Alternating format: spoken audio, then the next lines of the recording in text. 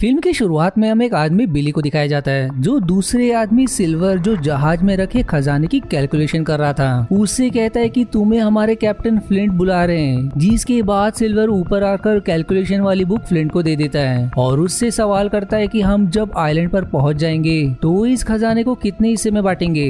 पर उसके सवाल का जवाब ना देते हुए फ्लिंट उसे ढकल कर दूर कर देता है और फिर फ्लिंट के साथी सिल्वर और उसके साथियों पर गन तान देते हैं। इस पर फ्लिंट कहता है कि आइलैंड पर जाकर मैं तुम्हें एक भी सिक्का नहीं दूंगा। जिस पर सिल्वर कहता है कि हमारे लोगों ने खजाने को प्राप्त करने में बहुत मदद की है, आप ऐसा नहीं कर सकते। लेकिन वो उसके पैर पर गोली मार देता है। जिसके बाद सिल्वर और उसके साथी एक जॉली बोट पर सवार होकर समुद्र में उतर जाते हैं और गोली लगने के कारण सिल्वर को अपना पैर काटना पड़ता है। जिसके बाद ये सीन यही कट हो जाती है। अगले सीन में हम एक लड़के जिम और एक डॉक्टर लिवसी को देखते हैं जो जिम की माँ मैग से कह रहा होता है कि तुम्हारे पति मेरे अच्छे दोस्त थे और उनकी मृत्यु पर मुझे भी खेद है। यदि किसी भी चीज की जरूरत पड़े तो मुझे जरूर बताना। जिसके बाद वहाँ से चला जाता है। जिम और मैग दरअसल एक होटल चलाते हैं जिनसे उनका गुजर बसर होता है और रात को जब मैग और जिम अपने होटल में बैठे होते हैं कि तभी वहाँ एक आदमी बिली आ जाता है जो उनसे कमरा मांगता है जिसके बदले वो उन्हें कुछ सिक्के देता है। जिस पर जिम उसे उसका कमरा दिखाता है जहाँ बिली जिम से कहता है कि कोई भी मेरे बारे में पूछने आए तो किसी को कुछ मत बताना, इसके बदले मैं तुम्हें रोज एक सिक्का दूंगा। जिस पर वो मान भी जाता है। अब अगले दिन जिम बिली की तलवार लेकर तलवारबाजी करने का अभ्यास कर रहा होता है कि तभी वहाँ एक आदमी ने ब्लैक आ जाता है जो उसे कहता है कि ये तलवार बिली की है, बताओ मुझे वो कहाँ है वरना मैं तुम्हें मार दूंगा। दरअसल ब्लैक सिल्वर के साथियों में से था और बिली फ्लिंट के जिम उसे बिली के पास लाता है जहाँ ब्लैक बिली से कहता है कि मैं यहाँ तुमसे लड़ने नहीं बल्कि बात करने आया हूँ। इसलिए वो दोनों टेबल पर बैठ जाते हैं। ब्लैक उससे पूछता है कि फ्लिंट का खजाना कहाँ है। जिस पर बिली डरते हुए कहता है कि जब हम आइलैंड पर गए थे तो फ्लिंट ने सारा खजाना जमीन के नीचे दबा दिया और एक नक्शा बनाया कि खजाना कहाँ रखा गया है। जिस पर फिर ब्लैक उससे नक्शे की मांग करता है लेकिन बिली कहता है कि मुझे खुद नहीं मालूम और फिर वो उसके हाथ में चाकू से स्टैब करके उसे भगा देता है। फिर ब्लैक सिल्वर के पास आकर उसे सारी बात बता देता है। जिस पर फिर वो अपने एक अंधे साथी प्यू को जिम के पास भेजता है। प्यू जिम के पास आकर कहता है कि मेरी मदद करो, मैं अपने घर का रास्ता भूल गया हूँ। और जैसे ही जिम उसके पास आता है प्यू उस पर चाकू रख के बिली के पास ले जाने को कहता है और वो बिली के पास आकर उसके हाथ में एक पेपर देकर वहाँ से चला जाता है। अब पेपर देखकर बिली कहता है कि वो सभी यहाँ मुझे मारने आ रहे हैं। जिससे वो एकदम डर जाता है और डर के मारे उसकी वहीं मृत्यु हो जाती है। इस पर फिर मैग कहती है कि इसके बक्से में कुछ सिक्के होंगे, हम उसे ले लेंगे जिससे तुम्हारा पिता का कर्जा भी चूक जाएगा। इसलिए वो दोनों लिवसी के पास जाते हैं ताकि वो उनकी मदद कर सके लेकिन वो मना कर देता है। पर वो जिम को अपनी गन दे देता है ताकि जरूरत पड़ने पर वो इसका प्रयोग कर सके।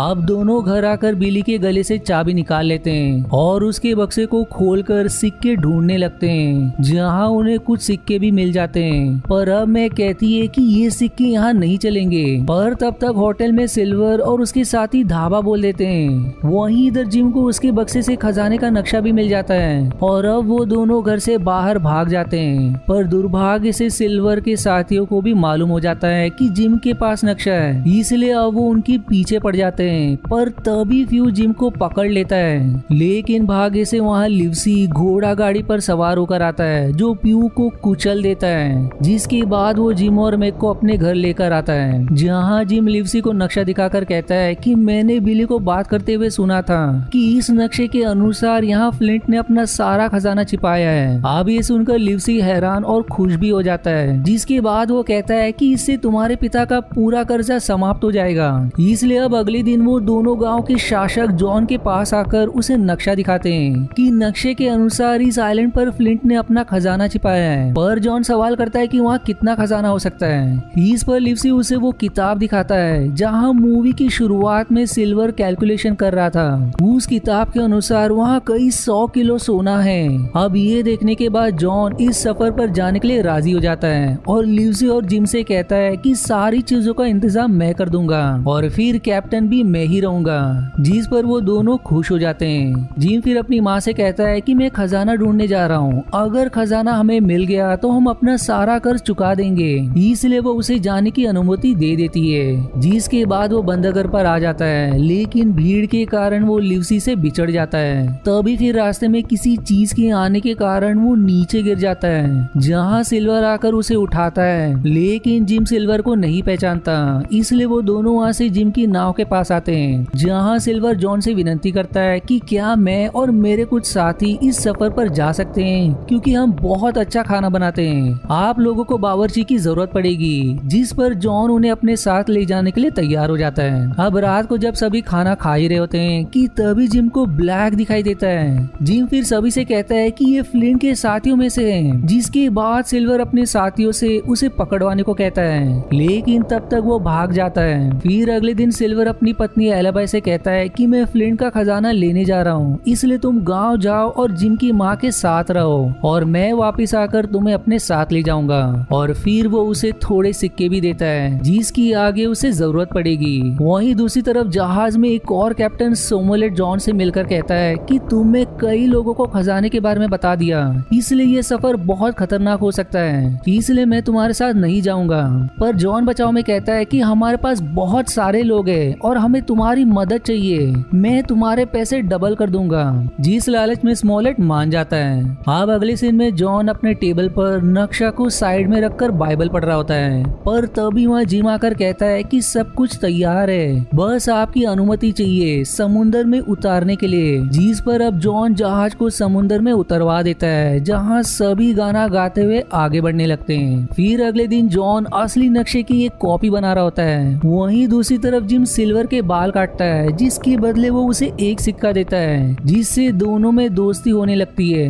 अब रात को जब जॉन के साथी शराब के नशे में धुत होते हैं, तो सिल्वर मौका देख अपने साथियों से कहता है कि समय आने पर हम इस जहाज पर कब्जा कर लेंगे। दूसरी तरफ जॉन, स्मॉलेट और लिवसी जब खाना खा रहे होते हैं, तो लिवसी उनसे कहता है कि हमें हमारे खजाने के हिस्से के बारे में बात कर लेनी चाहिए। जिस पर जॉन कहता है कि खजाना तुम्हारा नहीं है, तुम और जिम दोनों को इस काम के बदले पैसे दिए जाएंगे, तुम्हें खजाने में से हिस्सा नहीं मिलेगा। अब ये सुनकर वो दोनों एकदम दुखी हो जाते हैं और अब जिम के टेंशन के कारण उसे वॉमिट हो जाती है, जहाँ सिल्वर उसे संभाल कर अपने कमरे में लाता है और उसे कहता है कि मैंने सारी बात सुन ली कि वो तुम्हें हिस्सा नहीं देंगे, तुम मुझे वो नक्शा दे दो जिस पर मैं तुम्हें अच्छा हिस्सा दूंगा। पर जिम कहता है कि मैं किसी नक्शे को नहीं जानता और ये कहते हुए वो वहाँ से चला जाता है। दूसरी तरफ एलाबाई मैक के पास आती है और उससे रहने की जगह मांगती है, जिस पर वो उसे अपने साथ रखने के लिए तैयार हो जाती है, क्योंकि अब वो भी अकेली पड़ गई थी। फिर अगले दिन सिल्वर जॉन के साथियों को बहला रहा होता है कि तुम मेरा साथ दो, जिसके बदले में तुम्हें बहुत सारा सोना दूंगा। जिस पर कई लोग उसकी बातों में आने भी लगते हैं। इसके बाद फिर अगले सीन में एक आदमी जो जहाज के ऊपर से नजर रखता था, वो अचानक से नीचे गिरकर मारा जाता है और फिर ट्रेजर आइलैंड का ये एपिसोड यहीं समाप्त हो जाता है। अब अगर आपको इसका अगला पार्ट देखना है तो इसका लिंक मैंने आई बटन और डिस्क्रिप्शन में मेंशन किया है। आशा है आपको मेरी एक्सप्लेनेशन पसंद आई। यदि हाँ तो प्लीज वीडियो को लाइक करना और चैनल को सब्सक्राइब करके सपोर्ट करना ना भूलें। मिलते हैं अगले एक्सप्लेनेशन वीडियो में, तब तक के लिए धन्यवाद दोस्तों।